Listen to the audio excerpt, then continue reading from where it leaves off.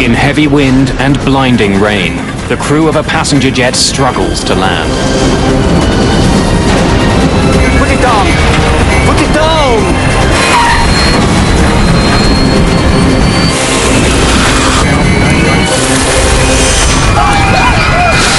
A terrifying crash landing leads to a desperate fight to survive. The only thing that matters to me now is to get my daughter Emily and protect her as we blow up. But we just knew that there were so many passengers in that plane that had not gotten out. Open the door! Open the door!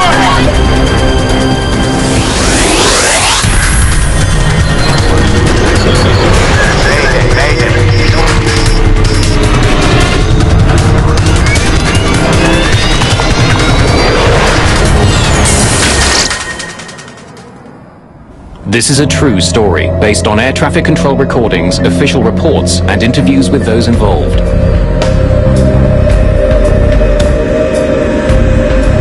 Tuesday, August the 2nd, 2005. Charles de Gaulle Airport in Paris. 297 passengers are boarding Air France Flight 358, bound for Toronto. Far aisle, left-hand side. Merci. Philippe Lacaille is traveling with his wife and 2 of his 4 children. They're stuck at the back of the enormous jet, and they're not sitting together.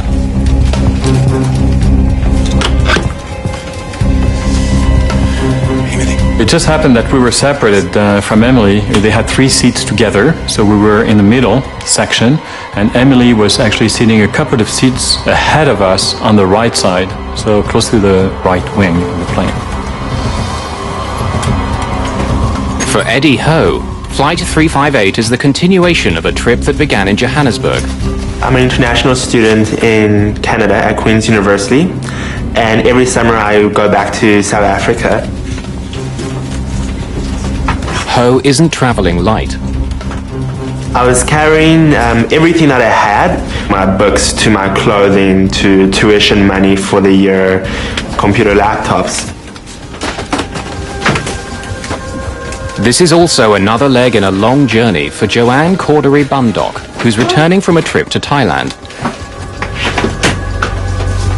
I rerouted myself in the last 2 days before the flight from Bangkok through Paris to come directly to Toronto. As the passengers continue to board, the flight crew gets settled into the Airbus A340. The captain is 57-year-old Alain Rosai. He's been with Air France for more than 20 years. His co-pilot is 43-year-old Frédéric No. Do you want to start, or should I? Why don't you fly first, and then I'll take over for landing in Toronto.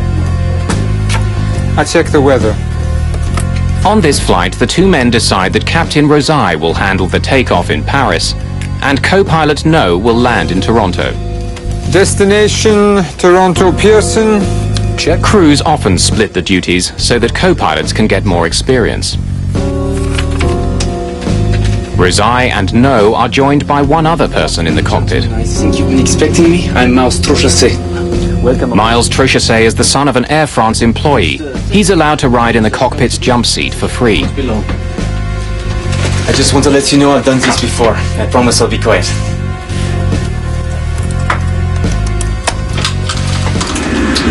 This Air France plane is one of the safest in the world. Since the A340s first went into service in 1993, they've had an excellent safety record. Air France 358. Air France 358, runway 27 left.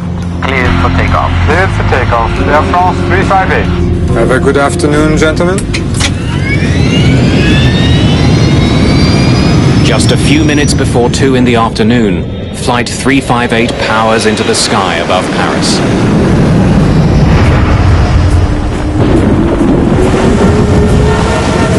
Toronto may be several thousand kilometers away, but the friends and family of those on board Flight 358 are already making plans to meet the plane when it arrives. Hello? Audrey, I won't forget. I'll make sure to pick up Mom and Dad. No, I won't forget the 2 brats either. I'll get them all. Well, we usually make arrangements before we go to France to be picked up. It's easier because we have lots of luggage, and we bring back stuff from France. So it just happened that Julian, our son, was going to spend the summer in Toronto and was available to pick us up. Sis, I'll give you a call as soon as I get in. Don't worry. I got it covered. Okay? All right. Talk to you soon. Bye. Center, we have a humidex advisory and extreme heat alert for Toronto, as well as a thunderstorm warning in effect for Toronto.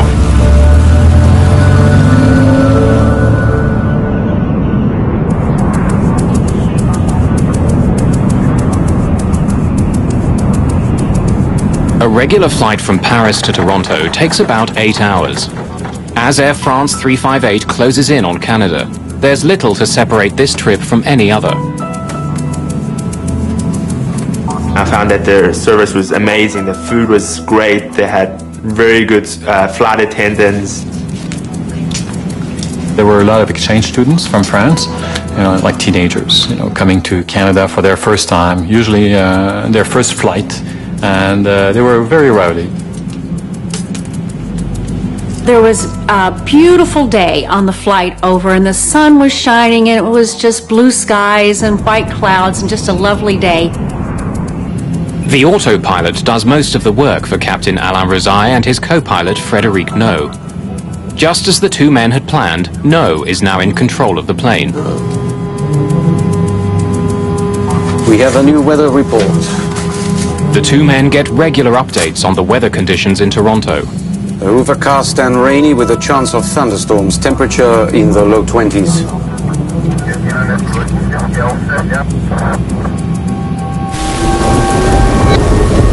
At Toronto's International Airport, the thunderstorms are already rolling through. Rain, wind and lightning are hammering the runways. The lightning has already forced airport authorities to declare a red alert.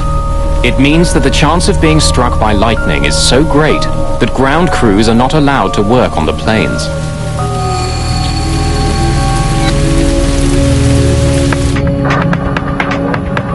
Just as Flight 358 closes in on Toronto, it's put into a holding pattern. The weather isn't getting any better.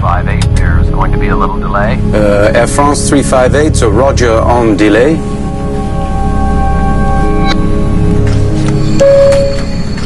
Ladies and gentlemen, this is your captain speaking. I'm sorry to inform you that there'll be a short delay. There's some weather conditions above Toronto, and we're just going to give it a couple of minutes to clear up. I was very surprised when I heard the captain's announcement that we were going to be delayed in landing for about 25 or 30 minutes because of thunderstorms over Toronto. While they're not in the storm yet, the crew enters their holding pattern northeast of Toronto. Their alternate airport is almost 300 kilometers away in Ottawa. At the moment, the plane has a little over 7,500 kilograms of fuel in its tanks, more than enough to get them there. Typically, a pilot will think about the economic impact of diverting to an alternate airport. While that is not a primary decision maker, it is an alternate decision maker as far as if they have to divert, how are the folks going to be transported from that alternate airport back to the destination airport that the airplane was originally going to. Flying almost 300 passengers to Ottawa would be a logistical nightmare. But the crew can't circle for too long with the fuel they have. If the delay continues, they'll have no choice but to divert. Air France, Toronto arrival. Your hold is now cancelled. You are cleared for a Wasi 2 arrival. Maintain 5,000 feet. Air France 358, Roger on cancellation of hold. Cleared for Wasi 2 arrival and maintain. Today, the delay isn't long at all. Although the storm continues to thunder down near the airport, the crew is put into their landing sequence.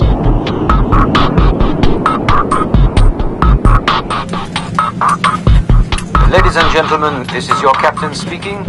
Just wanted to let you know we're beginning our descent into Toronto at this time. We should be on the ground at about 4 p.m. local time.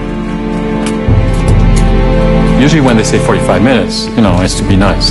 Usually it's like an hour and a half. This time it was like 20 minutes. 20 minutes later, they said, okay, well, now we're going to go down, prepare, for the landing. With co-pilot Frédéric No at the controls, the plane begins its descent into the storm. Air France 358, reducing speed to 190. No isn't prepared for what he's about to face. The storm has a savage surprise in store for everyone on board Flight 358.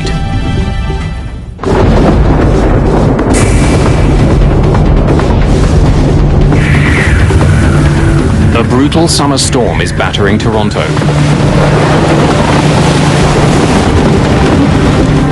Winds and lightning are hammering the airport, making it tense for incoming planes. After a short hold, Air France Flight 358, with 297 passengers aboard, begins descending into the storm. Flaps 2. Flaps 2. F-speed. Gear down. Landing gear down. Spoilers armed. 4 green. Gear down. Spoilers armed. 4 green.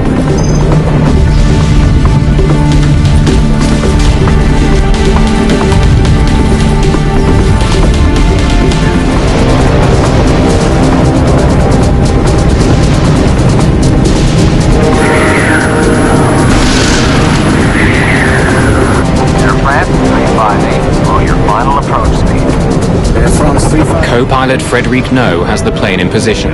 He's moments from landing. Air France 358, roger. Flaps to full. Flaps full.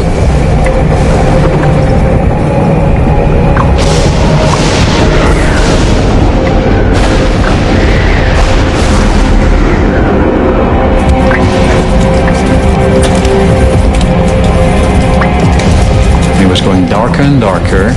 We were like in the middle of hundreds and hundreds of lightnings. Like every second we had lightnings all around us. So people were getting nervous, quite nervous. I was getting nervous. Ahead of the Air France Airbus, 2 other planes have just touched down on the same runway that Flight 358 is heading for. Air France 358, this is Toronto Tower. Toronto Tower, Air France 358, go ahead. You are cleared to land runway 24 left. Be advised the preceding aircraft reports braking action is poor, and they estimate the surface winds near the runway as 290 degrees at 15 to 20 knots. Braking poor, 15 knots, gust to 20. France 358, thank you. The crew is being sent to runway 24 left, which will allow them to land into the wind. It also happens to be the closest runway to the city's biggest freeway, which is gearing up to handle the evening rush hour traffic.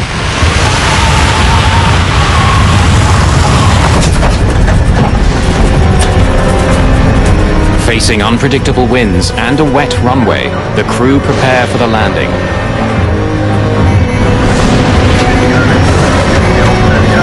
Select auto brakes to medium. Medium is set. The final approach for landing was hellish. Lightnings were all over. Turbulences were enormous. You could feel the pilot fight with the plane to keep the plane in line with the runway to land, and they had a heck of a time to keep it lined up. I know my son next to me was getting very nervous, and I was nervous to see my daughter actually far from us.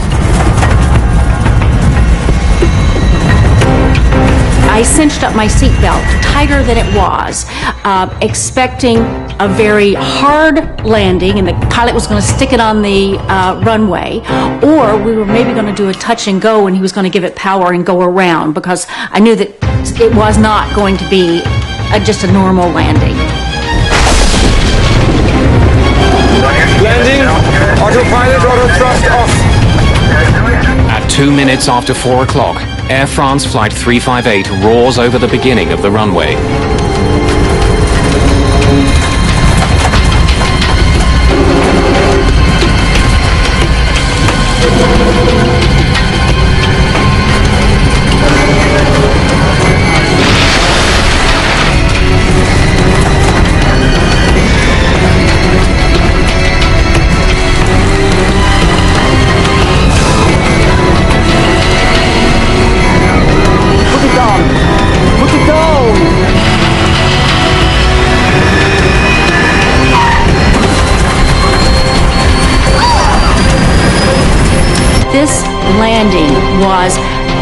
more intense and harder than any time I've ever landed in another aircraft.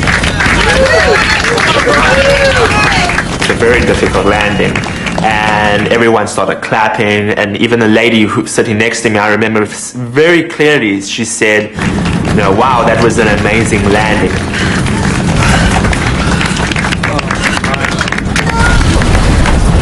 And as soon as she finished that sentence, then all hell broke loose.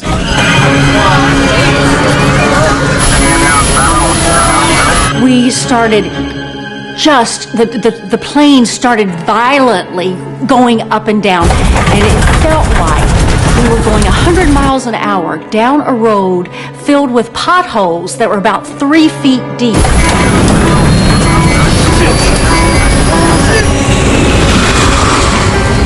Immediately you could see this orange aura, and for me it's a picture I will never forget. My daughter was sitting ahead of us on the right side of the plane, and at that time she turned her head towards us, you know, with very wide eyes, you know, looking at us, and her face was surrounded by this enormous orange aura of fire. Then, moments after touching down, still traveling at 146 kilometers per hour, Flight 358 runs out of room.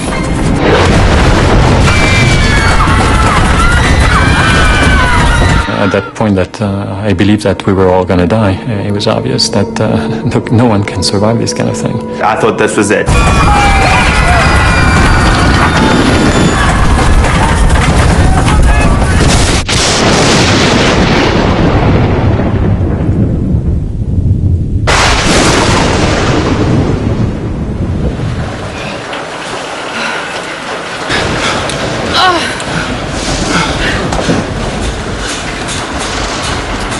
The next thing that I can remember is that an announcement came. Ladies and gentlemen, everything's okay. We've stopped now.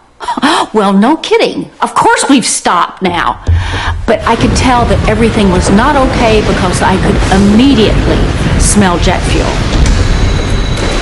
As the smell of jet fuel fills the cabin,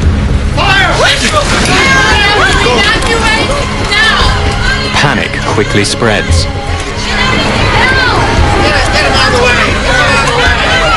Everybody was expecting the plane to blow up. It was obvious. Smoke and flames are spreading quickly. Now it's a desperate struggle to escape.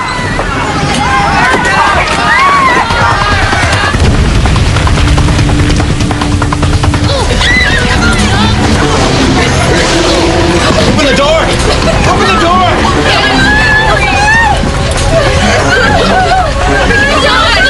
And I could see the air attendant there struggling with the fact that should I or should I not open this door, because the fire was raging just in front of it. At the front of the plane, thick smoke is pouring in through one of the open doors. Joanne Cordery-Bundock races to the other side of the plane. The gentleman in front of me had his bag with him, and he was kind of fumbling around with that and trying to take that down the slide. He was a rather large man, and the slide did not deploy the entire way, so I kind of bailed off the side above him and hit the ground. Eddie Ho has found an exit too, but there's no slide. And people pushing me forward, I couldn't even control myself. And I was like, you know, I don't want to jump as well because, you know, it was 5 meters down at least. Is he okay? Is he okay?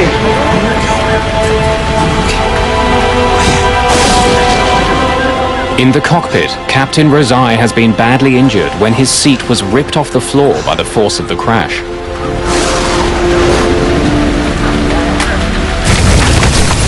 As precious seconds tick by, the flight attendant near the lacailles manages to open the exit door. Even though passengers are confronted with the flames and smoke of the burning engine, they jump out of the plane.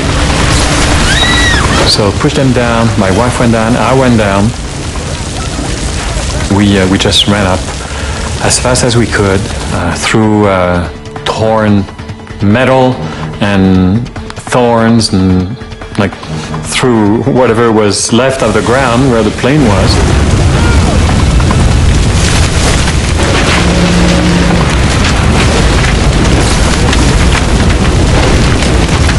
Basically, you just had to jump. So what I did was, I prayed quickly and I closed my eyes and jumped.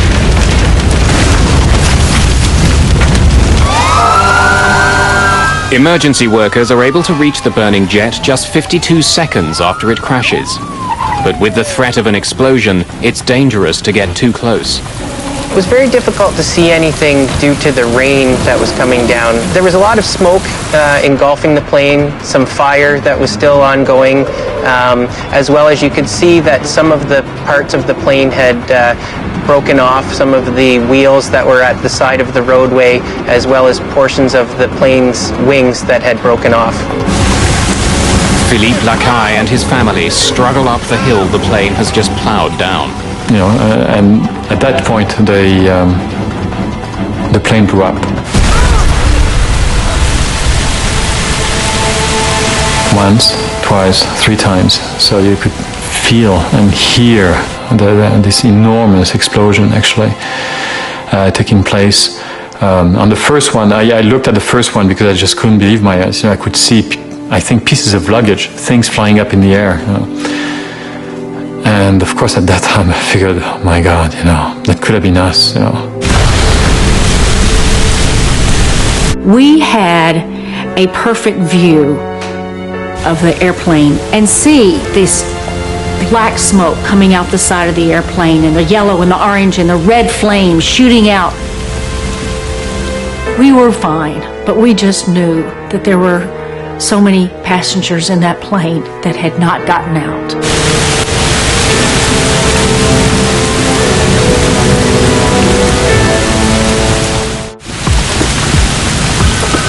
August the 2nd, 2005. Air France Flight 358 has crashed off its runway in Toronto. Flames are tearing at the fuselage. Smoke is pouring from the ruined jet. Dazed passengers are stumbling from the plane.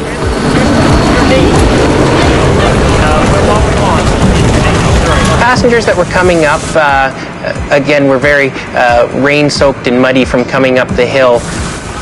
There were several individuals that once they got up there were crying and a bit emotional, as well as looking around for other passengers or family or friends that may have been with them at the time. About 35 minutes ago, a plane ran off the runway at Toronto's Pearson Airport. Footage of the crash quickly appears on local TV stations. Philippe Lacaille's daughter Audrey is one of the many people shocked by the pictures. She turned on her TV, and here we go. There was the Air France crash right here, live in front of her, burning, exploding right in front of her eyes. 250 people on board. We have not had any reason to make a statement yet as to whether anybody has survived or escaped. Philippe Lacaille's son Julien is waiting for his father at the airport. He has no idea what's just happened to the Air France flight. What? What do you mean, where am I? I'm at the airport waiting for mom and dad. What?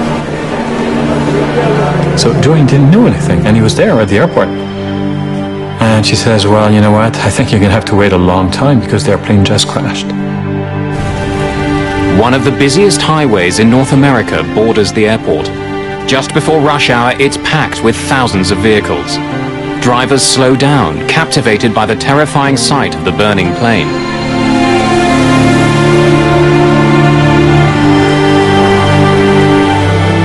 Some of the passengers who've escaped the plane stumble, dazed and shaken, right onto the edge of the highway. Passing motorists stop to take them to the airport.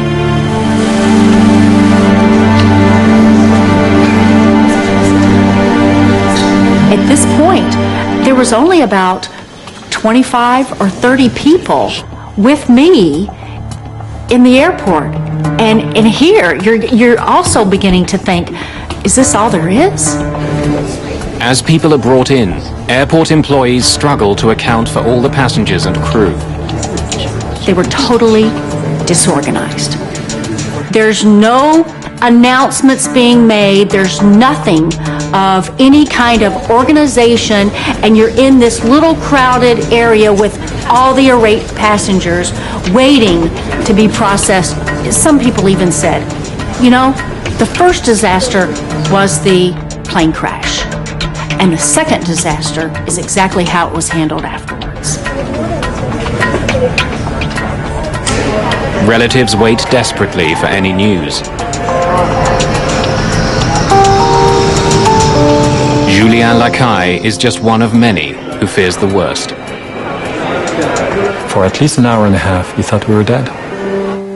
That's a shame because, of course, we panicked, we were scared to death, but the families that were waiting for the passengers, they were even more scared because it lasted much longer. They really believed deep down that their family members were dead. Finally, hours after the crash, passengers who have waiting family members are reunited. Julian! Julian! What's up? Oh, you okay? You okay? How did you... We finally met up with Julian. It was 11 o'clock at night. It was, you know, God, we're so lucky. We're so lucky. We're alive, you know. It's hard to explain, but it's like you're giving a second chance, you know. Here's my son, you know. Maybe I didn't tell him I loved him, you know, when I left for France. Now it's time to say it right away. It was a very nice moment. A very, very deep moment. It's just one of dozens of reunions.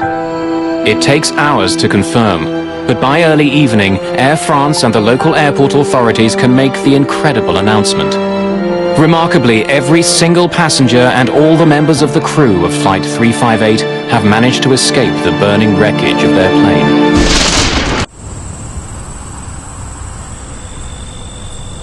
The next day, smoke and charred wreckage are all that remain of Air France Flight 358.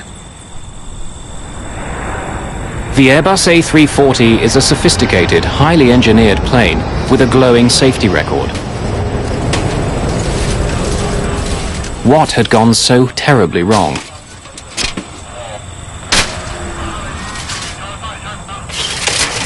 Canada's Transportation Safety Board quickly begins investigating the accident. Landing, autopilot, auto thrust off. Rain and lightning had been battling the airport all afternoon. Was it simply bad weather that caused this crash? Put it down! Put it down!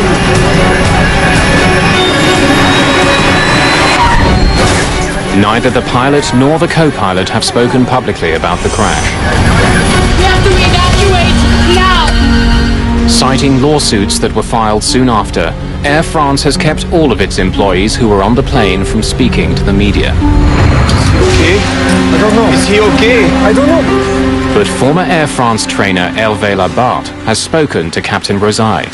We spoke, let me think, for half an hour. He told me that this is the crucial point, that he has control. More specifically, he informed control that he had reached the point where he would have to consider diverting.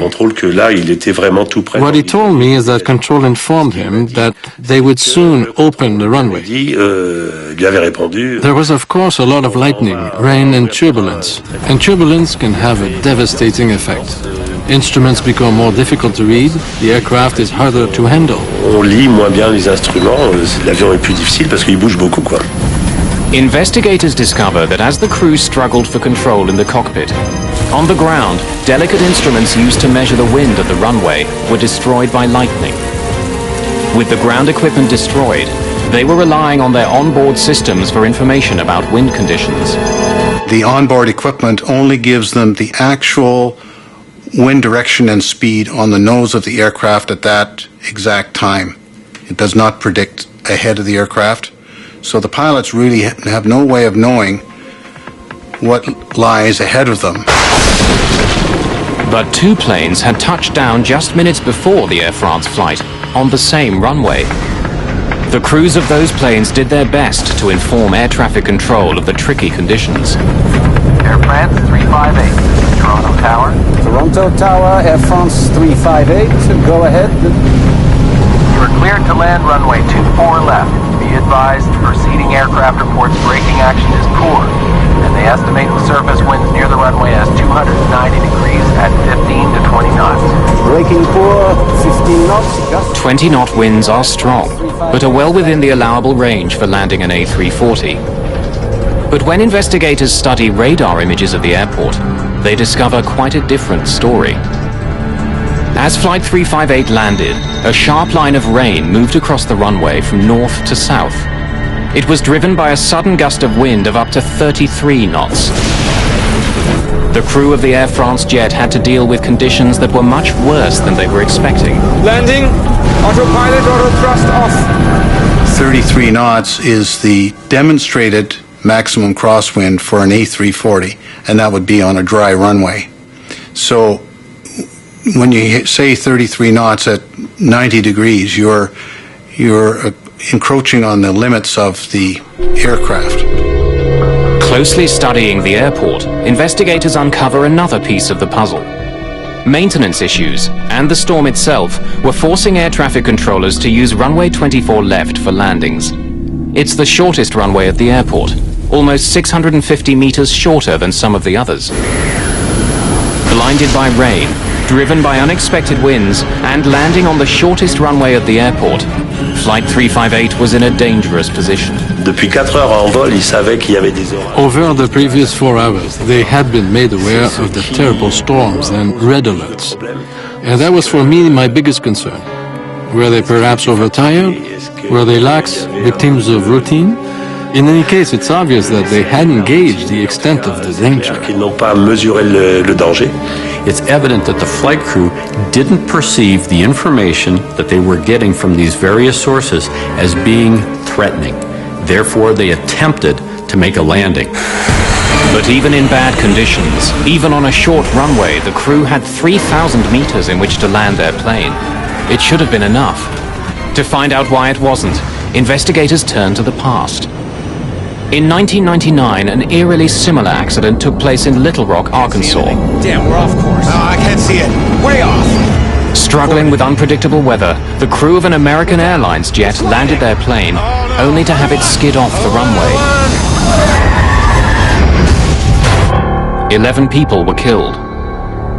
Greg Fife helped investigate that crash. One of the first things that I thought about was déjà vu. Having the first bits of information about the Air France accident, it reminded me so much of the American Airlines accident. In the Little Rock crash, Fife discovered that the crew had made a critical mistake, which contributed significantly to the accident. They hadn't followed all of the checklist procedures, and they didn't have the ground spoilers armed, which basically degrades the efficiency of lift on the wing and settles the airplane heavily on the main wheels so that braking action is more effective. Spoilers are only one of several ways pilots of passenger jets stop their massive planes. Reverse thrusters are used to redirect the engine power forward as the plane lands, and sophisticated brakes help slow the jets down. To rule out any mechanical fault, all 3 systems are examined by investigators of the Air France crash. One of the brakes on Flight 358 was destroyed in the fire, but the 7 other sets of brakes are all tested after the accident. All of them are working properly. Flaps 2, F-speed. Investigators in Toronto also discover that, unlike in the Little Rock crash, this time the spoilers had deployed properly. Landing gear down, spoilers armed, 4 green. And when the engines are examined, the reverse thrusters are deployed. No obvious mechanical fault can be found. As the investigation continues, a French newspaper prints a bombshell. Le Figaro publishes a story claiming that the thrust reversers, which use the jet's engines to slow it down, were not turned on until the plane had been on the runway for more than 12 seconds. À ce propos, le commandant Rosé m'a donc... As for Captain Rosé, he confirmed the newspaper report. His explanation was that his co-pilot had tensed up and was having difficulty controlling the lateral movement of the plane. No doubt because of the strong crosswinds and because the runway was so slippery, his hand was clamped tightly on the throttle release lever, which prevented the captain from reaching it himself. So the reverse thrusters could not be activated. Shortly after the newspaper story appears, investigators publish their initial report. It confirms Le Figaro's version of events. Canada's Transportation Safety Board reveals that while the thrusters were found in the on position at the crash site, they had not been deployed as soon as the plane landed. In fact, it took 17 seconds before they reached maximum power. The delay was a question raised in the report, and I wouldn't want to hazard a guess as to why there was such a delay or what was the cause of it. I just know that pilots, as a rule, want to get those reversers in as quickly as possible for maximum stopping. The investigators reveal other confusing facts about the last few seconds of Flight 358. When it came over the start of the runway, it was twice as high as it should have been. And when it did land, it was nearly halfway down the runway. Put it down! Put it down! In these stormy conditions, the crew didn't have enough time to stop. Once they found that the airplane had floated down the runway, the pilot has to make the decision whether we stay on the ground and try to salvage this bad situation, or we abort the landing, power up, pull up, and go around, get our stuff together, and then come back for a second landing. Air France 358. But decisions in a cockpit are joint decisions. The captain and the first officer work together. If the captain sees that landing will be difficult, he must open throttle and go through abort landing procedures. That's his duty.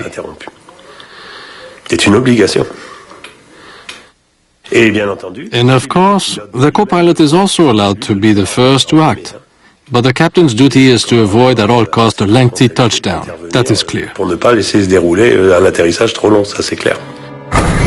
By the time the plane touched down, it had only 1,500 meters to stop. And when it did land, critical seconds were lost when the reverse thrusters weren't engaged.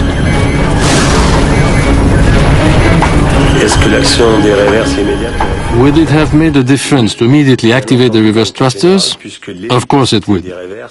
Since reverse function reaches its peak efficiency at high speed, that is the exact moment of touchdown, that's what reverse is there for.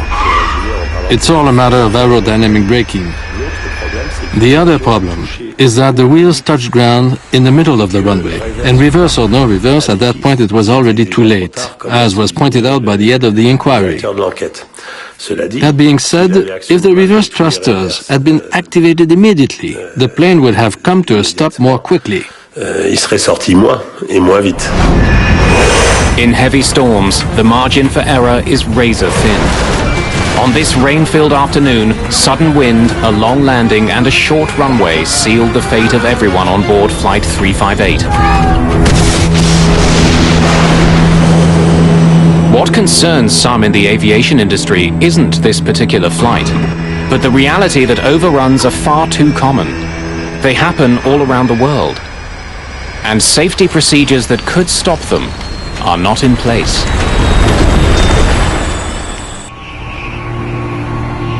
In August 2005, Air France Flight 358 crashed off the end of a runway in Toronto. It was a horrifying incident, yet amazingly everyone survived. But Flight 358 wasn't the only jet to go off the end of a runway in 2005. Worldwide, there were 37 other runway overruns. And the causes of all these accidents were remarkably similar. There are a number of causal factors that occur again and again in runway overrun accidents. The weather conditions, the state of the runway surface. It can be wet, it can be icy, it can have snow on it. Speed in excess of a normal approach speed for the aircraft that does not then bleed off as the aircraft attempts to land. And these factors occur again and again in runway overrun accidents. Unlike the crash at Toronto, some overruns are deadly. This Southwest Airlines flight in Chicago slid off its runway several months after the Air France crash. A small child was killed in a car that was driving on the nearby highway. Many older airports, in particular in big cities which have expanded out towards the airport in the course of their growth, are constrained in the area that they can use for overruns. You have to consider what happens when the runway is contaminated. Snow, ice, standing water. That will degrade the stopping performance of the airplane. Add to that a tailwind component, which was existent at the time that Air France landed. That, in combination with the contaminated runway, can jeopardize the landing performance and in fact increase it probably by 50%. The International Civil Aviation Organization recommends that every airport have a 300-meter safety zone at the end of runways that handle international flights. Canadian standards are a little less strict. They call for a 60-meter overrun area and recommend another 90 meters on top of that. Runway 24 left meets the low end of those recommendations. There was another runway overrun accident to the runway in Toronto, which was very closely aligned with the runway that is there at the moment, in 1978, when a DC-9, an Air Canada DC-9, rejected a takeoff and ran into the ravine. Well, the plane started to brake, and then there was just nothing, and then we dropped over the edge. There's about a 50-foot drop, I guess, at the end of the runway. We just went over the top, and then there was a heck of a bang, and people and seats all over the place. 2 people died in the 1978 accident. A coroner's inquest after the crash recommended that the gully be filled in, but it never was. It's a steep ravine. It has about a 50-foot drop-off, and when you take a large, complicated and fragile piece of machinery like a commercial aircraft and you drop it 50 feet, then it tends to break. There is a possible solution to runway overruns, but it's not being used in Toronto or many other international airports. It's called EMAS, or Engineered Material Arresting Systems.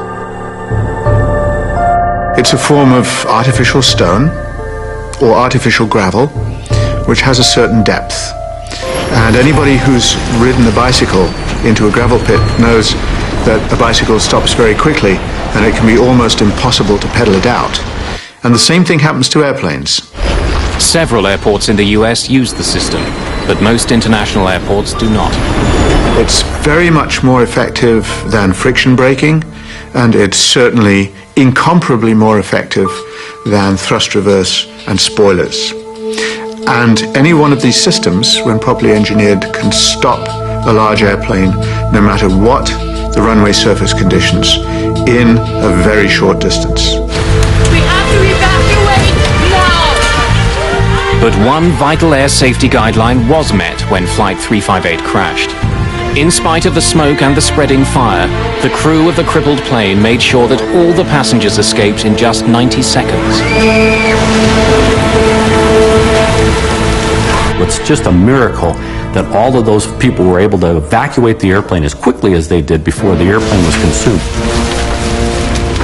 The Air France flight was particularly noteworthy in that everybody got out, essentially unscathed. I know there were some injuries, but everyone got out. So I think it was noteworthy, and it was very good evacuation from that perspective. Captain Alain Rosaille may never fly for Air France again. His injuries required extensive physical therapy after the crash. At the time, he was less than 3 years from retirement. Every morning, Captain Rosaille relives the experience, coming face to face with the flames, the noise, the crash. And it made him sad to end his career on that note, having destroyed his plane. That's the worst possible fate for a pilot, the worst outcome. The co-pilot, Frédéric No, is suspended for 3 months after the accident. By early the next year, he's back on duty with Air France. There are reports that after he helped Captain Rosaille out of the cockpit, he was the last person off the plane.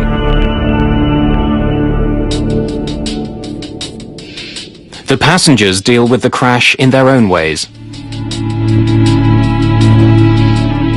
I went through nightmares almost every single night, flashbacks during the day. I couldn't sleep, I couldn't eat. I questioned myself, why am I here? It's frightening, to be in such a state. And it has taught me to be strong. We really need to take seriously those safety commands and evacuation information, because you never know. It was a perfect flight. There's not any indications that anything can go wrong, and it's right at the very last second that everything happens. So thank goodness I'm here to be able to talk about it now. Open the door! Open the door! There's a lot of negative in the accident, and there's a lot of positive. The negative is, oh my God, I'm gonna die. Oh my God, it's horrible. Oh, I have these nightmares, and yes, I'm traumatized, and my kids are traumatized. However, you have the positives, and the positives are, gee, I'm alive. I have been given a second chance. I have been given a second life. And all of us, my wife and my children and myself, we all experience the same positive effects of the crash, which is we have to give back. We have to do something for others. We have to extend our heart out, our compassion to people who need it. It's almost therapeutic for us, The more you do for others, the better you're going to feel. So for me, I figured, if I can extend my heart out to others, maybe it's going to help me as well.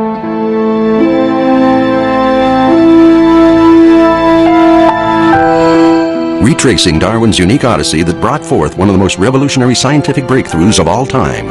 Darwin Special, an all-new series, Sunday on the National Geographic Channel.